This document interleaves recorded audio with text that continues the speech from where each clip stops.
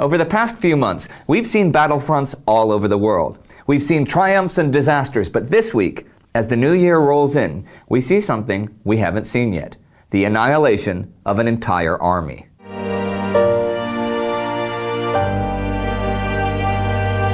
I'm Indy Nidell. Welcome to the Great War.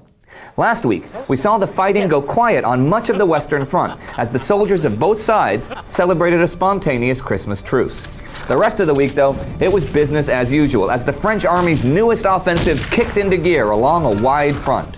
On the Eastern Front, it was mostly quiet. You might be thinking too quiet, and you might be right, as the German, Russian, and Austrian armies regrouped for the new year.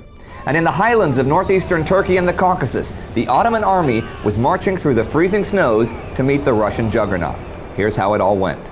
The French army's new offensive was called the Champagne Offensive, and it was now in its second week. It would continue well into the new year.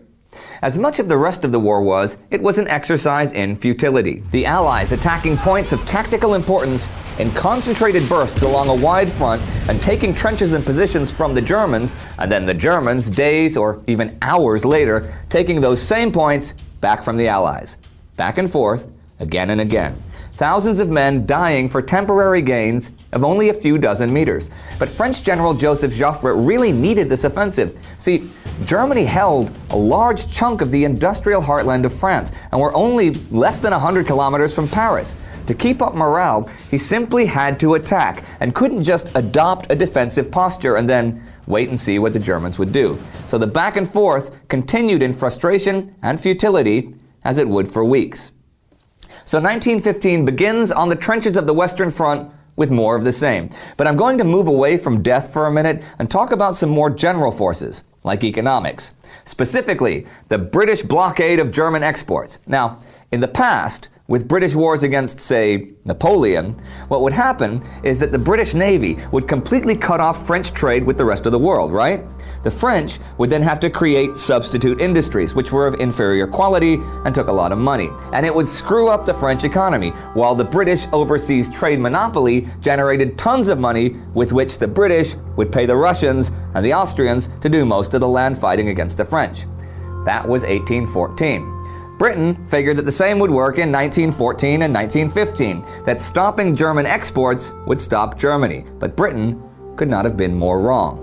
And when exports were stopped, there was nothing like the expected riots in Hamburg. Instead, the colossus of German industry adapted well to refitting for wartime production with no loss of quality. And actually, the German economy, with the blockade, would do better than all of the other warring nations in 1915. There was also a big side bonus for the Germans. The blockade was a great excuse for any issues with food and other supplies that may happen to become scarce. So the British were hated for scarcities that were not even of their making. And they didn't stop any imports anyhow, since these could go through neutral ports like the Netherlands, and international law prohibited blocking imports. But the blockade on exports continued. It certainly wasn't the only blockade anyhow. All of the seas all around Europe were blocked in one way or another by one party or another. Heck, look at Russian shipping, for example. The White Sea now frozen in the north, and the Black Sea a prison in the south, as they were hemmed in by the Ottoman Empire. And this week, actually, things that had been building between the Russians and the Ottomans finally came to a head. Okay, last week at Christmas, we saw the Ottoman Imperial Army, nearly 150,000 strong, including soldiers and staff, well armed but poorly equipped, suffering terribly from exhaustion and hypothermia, marching through the high mountain passes of northeastern Turkey towards Sarikamish to try to knock the Russians out of the Caucasus. This Turkish offensive was the brainchild of Enver Pasha, Turkish Minister of War, a modernist who brought the Ottoman Empire into the war pretty much single-handedly and sought to build a new Turkey with a new national identity. Pasha chose to undertake this specific offensive for several reasons. Its distance from the Eastern Front was important, of course. It would be hard for Russia to reinforce the Caucasus all the way from Poland. And the Russian Caucasus army had been stripped of a lot of men who'd been sent north in the first place. But there was another big thing here.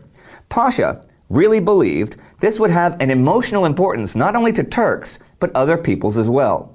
Russian rule in the Caucasus had been imposed often brutally for over 100 years on the various people living there.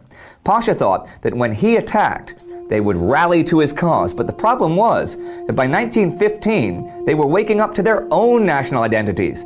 Within the past 40 years, a bunch of nations had actually been liberated from the Ottoman Empire: Serbia, Albania, Romania, and so forth. And the Arabs and Kurds saw this and had their own national agendas. And actually, Kurds in the Ottoman army sometimes even deserted and joined the Russians, having themselves been often brutally repressed by the Ottomans. So things weren't at all in reality as Pasha believed them to be. And the scene of the battles is a bad place to attack geographically in general, but Pasha compounded this. He attacked in winter, when temperatures can drop below -20 even at low altitudes, but during the campaign were far lower. There was only a single railway, and the roads were covered in snow, so his supply line was complete chaos, and most artillery couldn't get through. It also didn't help that Enver Pasha thought the Russians were retreating to Kars. They weren't. Still, the Turks persevered, and the actual clash with the Russians at Sarikamish finally took place December 29th. Two army corps, over 10,000 strong, attacked, but failed to break into the city and lost about half their numbers. Over the next week, the Turks would keep pressing against Sarikamish to no avail, even as the Russians brought in more troops and began their counterattack. Turkish units on their way to battle literally melted into nothing, as many soldiers froze to death. Reinforcements were unable to arrive, and one report has a division losing 40% of its troops in a snowstorm. Pasha himself got information that the Russians were attempting to surround the Turks, but he continued the attack anyway. By January 2nd, Pasha's field leaders said they were too weak to continue the assaults. Pasha insisted they do so anyhow, but the Russians now had the Turks in a semicircle and were closing the net. An entire Turkish corps surrendered, and by January 4th, the Turkish army was in retreat towards Erzurum, with the Russians now on their heels. The retreat and counterattack would continue for another 2 weeks, but I'm going to go ahead and throw some numbers at you right now. According to John Keegan, by mid-January, only 18,000 of the 95,000 Turks who actually fought the campaign survived, but it may have been even worse. Pasha's hands-on offensive had been a complete disaster, and his army was totally destroyed. But his failures were so obvious. I mean, how many thousands of men, more than half, weren't even killed by the enemy, but froze to death in the snows long before they'd even got to battle? Such a colossal waste. So that's where we stand as 1915 begins.